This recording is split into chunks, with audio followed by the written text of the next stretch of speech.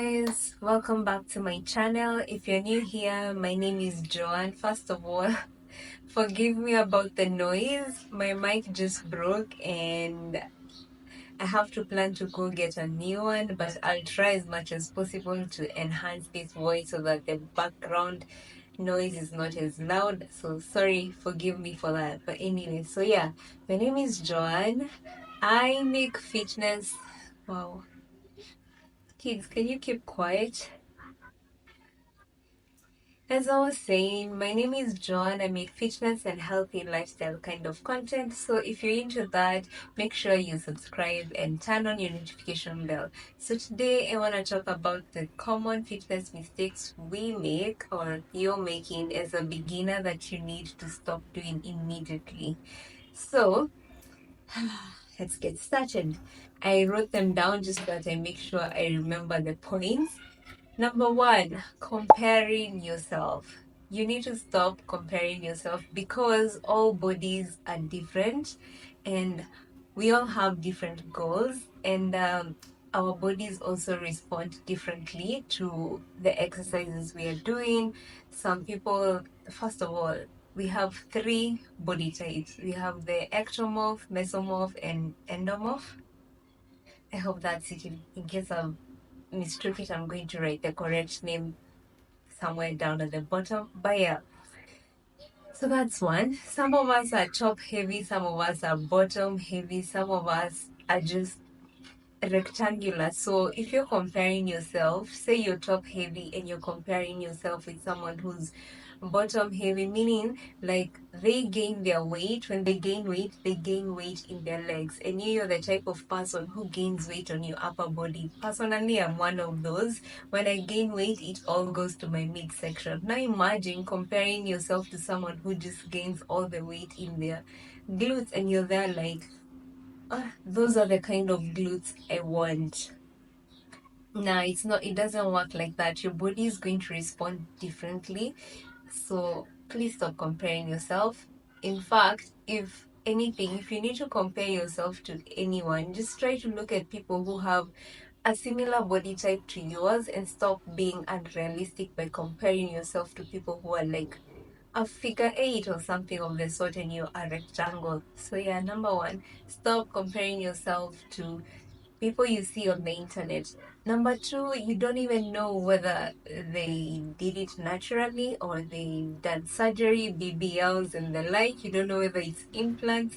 So stop comparing yourself to people who you do not know their story.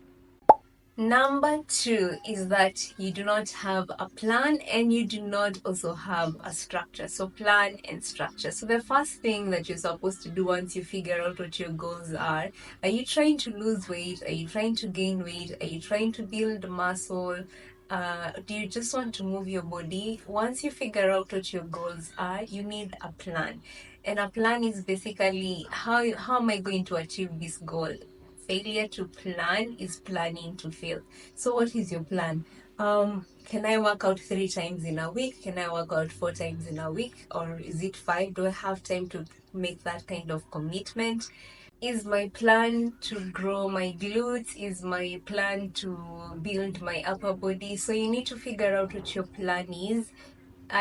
What your goal is, and then you come up with a clear plan that is going to help you achieve those goals. Well, you're in that planning, please, please, please. These are the things you need to know. You cannot spot reduce fat, so don't go for that 2 week ab challenge to give you a defined waist in CG 2 weeks, and or those challenges that actually grow your glutes in 14 days. Nah, fitness is a long-term thing. It's not something that you can just do for 2 weeks and then you're done.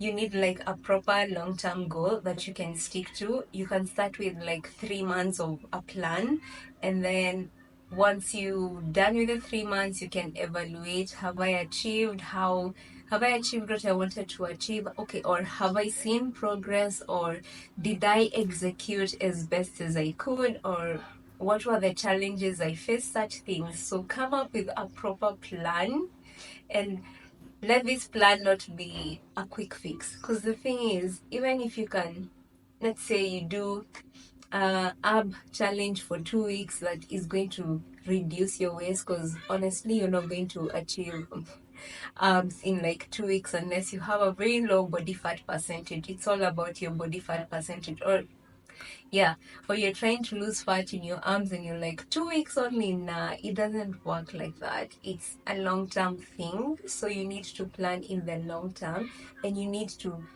plan how you're going to schedule it in your daily or your weekly routine. Because the other thing is, if you do not have a routine, you're not gonna be able to achieve your plan. The thing is, I find it personally, I found it easier if I said, like, I'll wake up and work out, or I'll leave work and work out. Like, I had it in my routine such that when I leave work, my body has already registered it's supposed to be going to the gym. Like, even if I don't feel like, my body is already guilt tripping me and telling me you're supposed to be in the gym, so go there. There's something about the power of having a routine. So once you come up with a plan, please put it in a routine. Like, are you going to work out in the morning? Are you going to work out over lunchtime? Are you going to work out in the evening? And let it be a long-term plan. Please don't fall for those fads of you're going to get a butt in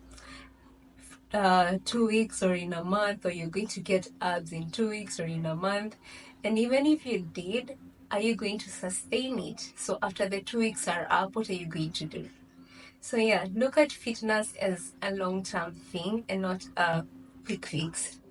Something else in this part of fitness is not, I mean, in having a plan or a structure, please remember that fitness is not just going to the gym. There's so much more to having living a healthy lifestyle and being fit. You can try running, you can try swimming, you can try boxing. Please do something that you love, because if you don't do something that you can commit to, you're going to be yo-yoing if there is a word, but you're going to have a hard time committing to something that you actually hate. So if you like skipping rope, there's so many YouTube videos that are going to guide you on how you can progressively challenge yourself when you're skipping rope. So do that, skip the rope.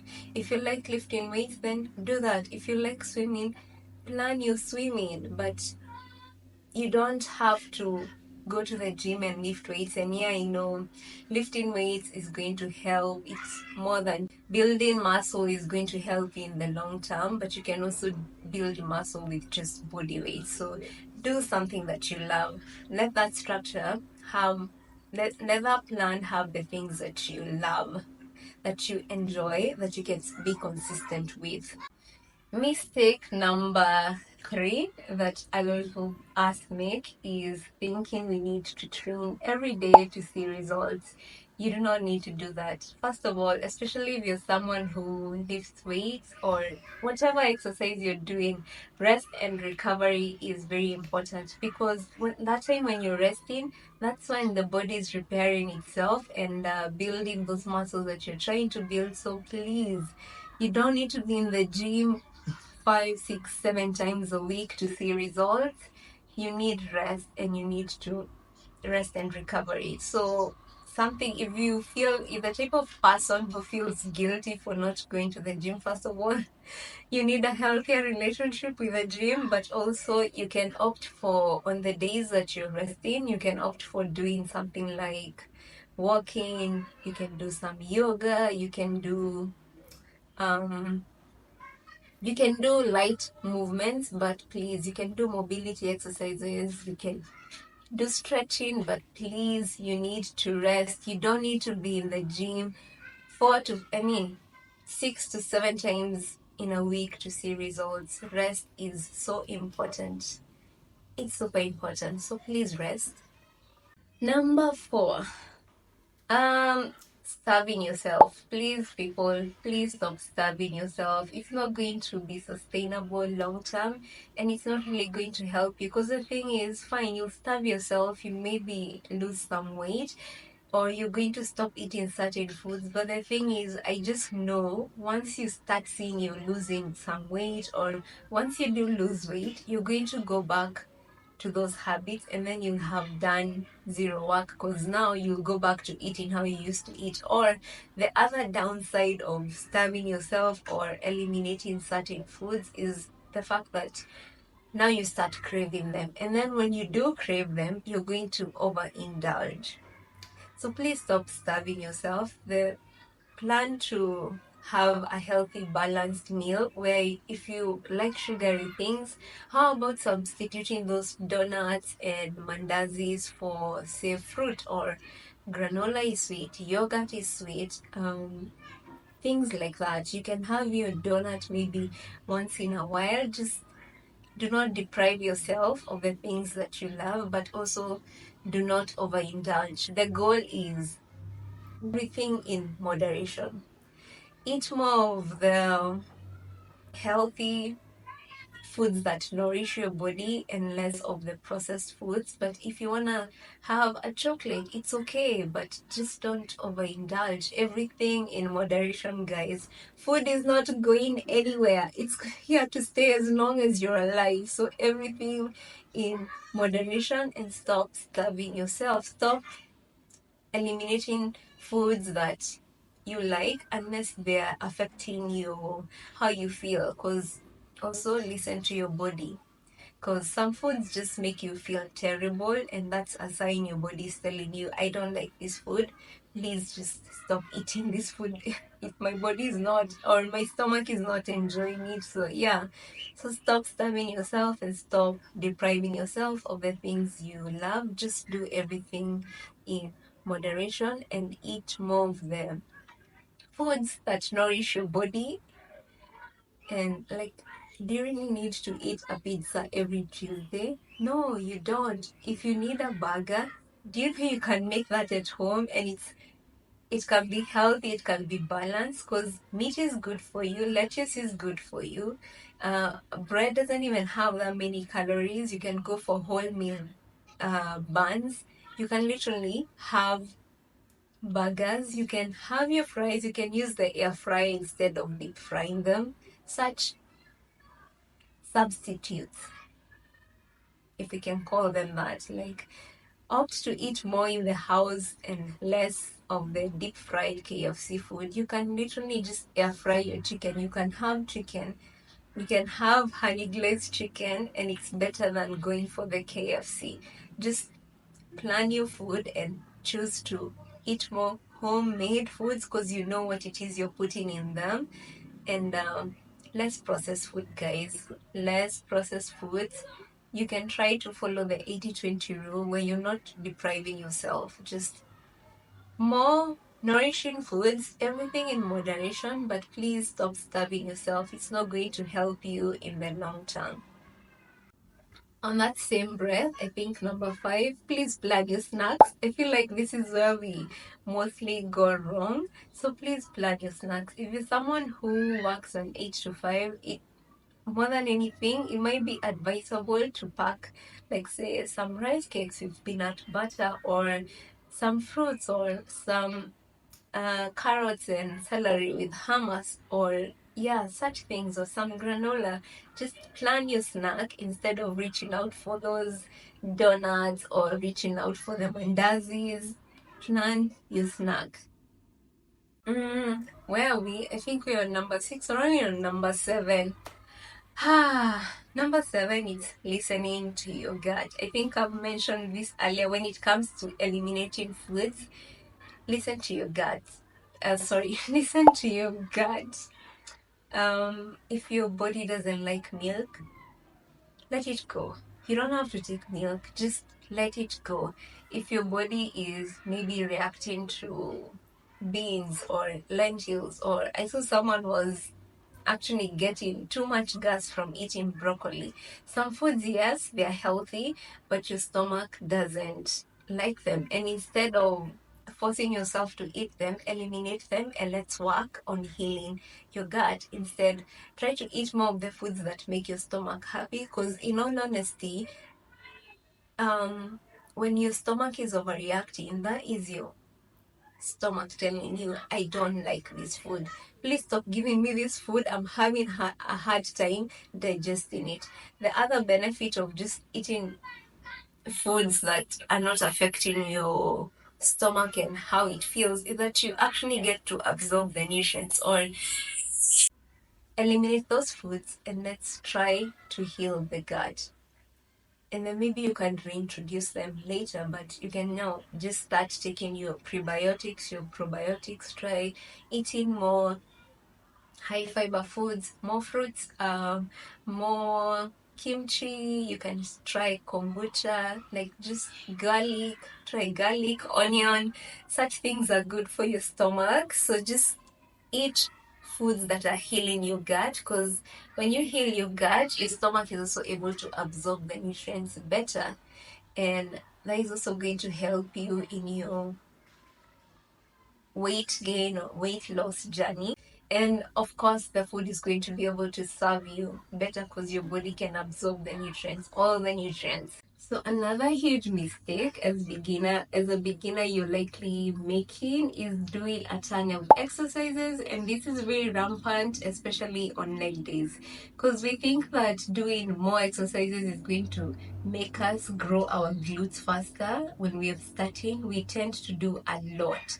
You'll start with donkey kicks, you'll start with fire hydrants, you'll start with a glute band exercise, and then you'll go into lifting weights, and then you'll probably do the leg press, you'll do the squats, you'll do the deadlifts. You think that doing so many exercises is going to make you see progress much faster, but that's not how it works. So instead of doing a million exercises, especially on leg day, just focus on doing 4 to 5 exercises, but do them at full intensity. And doing them at full intensity may look something like on your 8th rep or on your 6th rep, you're really struggling to get yourself up or push that weight up. That's what I mean. Now, if that's the case, that means you're lifting probably a heavy weight, or if you can't access a heavy weight, like personally, I don't go to the gym, I work out from home, it means you're incorporating something like time and attention. That means you're really going slowly down and then also coming up really slowly to really push those muscles. So you can do either. So you choose a challenging weight. If you don't have access to a challenging weight, just take your reps really slowly, but if you're in the gym, just pick a challenging weight. How to know that the weight is not challenging? If you can do 10 to 15 reps very comfortably, that weight is not challenging enough for you. But also, before you go for a very high weight, please keep in mind form is very important. So if you pick a heavy weight but you can't do the form correctly, I personally would advise you to leave that behind. Don't compromise form. Form is super important. Plus, we do not want injuries. So, if the weight is too heavy for you, maybe look into other ways to progressively overload.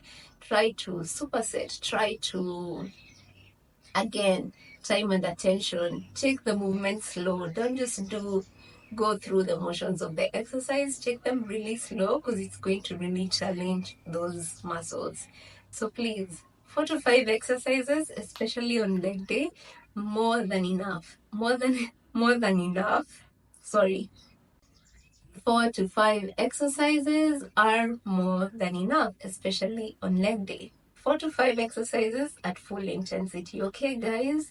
You don't need to be doing 6, 7, 10 exercises. Just pick 4 to 5 and really a heavy weight or a challenging weight and push yourself. Push those muscles.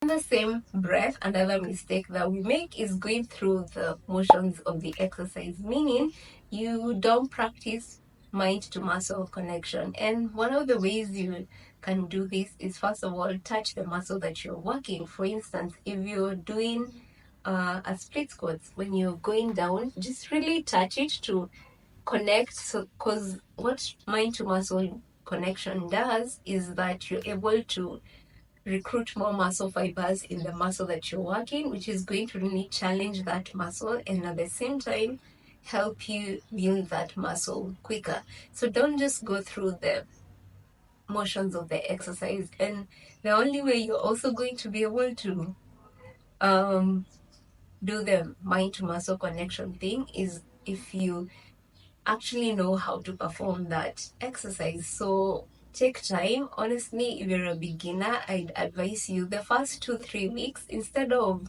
focusing on lifting heavier weights, focus on practicing the exercise so that you actually know. I'm doing a deadlift. Say for example, Romanian deadlift. It's supposed to target my behind. So instead of just picking a 10 kg dumbbell that is probably going to hurt your back, just pick a 5 kg dumbbell and practice how to hip hinge. Personally, that's how I started with my RDLs. I just picked very light weights and practiced until I got it. So practice form and practice how to have that mind to muscle connection, because it's going to help you build your muscles quicker. And I think that's it for this video. I can do another video of especially the mistakes that we make as beginners when we are exercising or when we're performing certain exercises. Things like hyperextending your back, or when you're doing RDLs, you take the dumbbells all the way down. I'll do maybe a video on that, on the things not to do when you're doing certain exercises, but these are the ones I see a lot of people making. So yeah, I hope this video was helpful, and if you liked it, please make sure you like and share with a friend, and also don't forget to subscribe. Bye.